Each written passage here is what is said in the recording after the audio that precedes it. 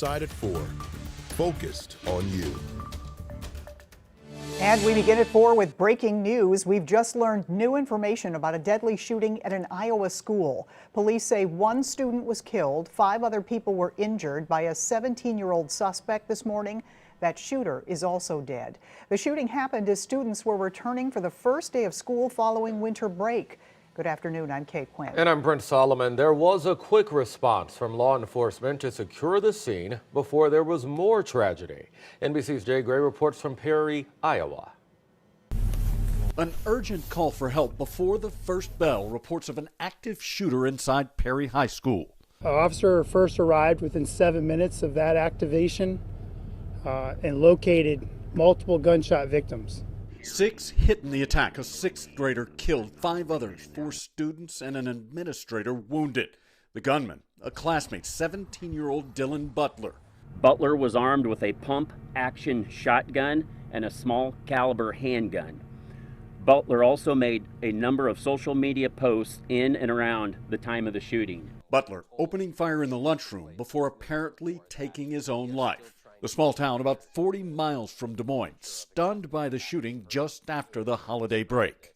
It is tough. It is very tough. It's overwhelming.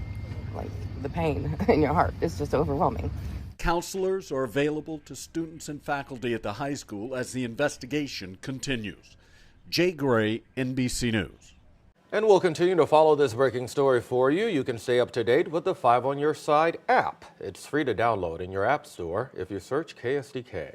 The state of Illinois saw more than 300 laws take effect at the start of the new year, but just 4 days into 2024, a large percentage of officers are refusing to implement what's become known as the Protect Illinois Communities Act. 5 on Your Side's Holden Kerwicki spent the day speaking with a number of local sheriffs about their decision. He joins us now in studio with more on their decisions and how they could impact you. Holden? Well, Kay, this new law has seen a number of legal challenges already after it effectively banned roughly 170 types of guns unless the owner registers it with the state. Now, a number of Illinois sheriffs are telling their deputies not to enforce the law until those legal challenges play out in court. As it stands, someone who is caught with an unregistered weapon in Illinois can be charged with a misdemeanor for a first offense and a felony if they're caught a second time. However, more than 90 of 102 county sheriffs are saying they won't enforce the law or accept anyone into their jail charged with only that offense. Sangamon County Sheriff Jack Campbell told me his concern is that the law creates more problems than it solves for his office. One of my main concerns is, how exactly is this going to make our community safer? Because you've got law-abiding citizens now that are going to be required to register their weapons that there's a 99% chance they would have never used that weapon illegally. On the other hand, you have criminals that don't follow laws by nature, are not going to register their weapon. Illinois State Police told me they will be enforcing the law on unregistered weapons. It's also worth noting that for even the felony offense for those unregistered weapons, it's no longer a jailable offense in Illinois due to the Safety Act. Okay? All right. Thank you so much, Holden. Right now, 9 people recovering after an SUV crashed into a bus this morning in North City. Police say it happened at East Grand and North Florissant around 7:30. The crash caused a small bus to land on its side. 8 people on that bus and the driver of the SUV went to the hospital. The bus was from Southside Wellness Center. That's the senior services company providing in-home care, adult care, and transportation. Right now, St. Louis County Police need your help solving an ATM theft. It happened around 2 Tuesday morning at an ATM on Lewis and Clark Boulevard near Jennings Station Road. Police say someone broke into it, taking thousands of dollars, and then drove off in a newer model white Jeep Grand Cherokee. A similar situation happening back in November at that same location. If you know anything, contact St. Louis County Police. New at 4, the parent company of KMOX and other local radio stations appears to be headed toward bankruptcy. According to our partners at the St. Louis Business Journal, broadcasting company Odyssey will file for Chapter 11 bankruptcy protection.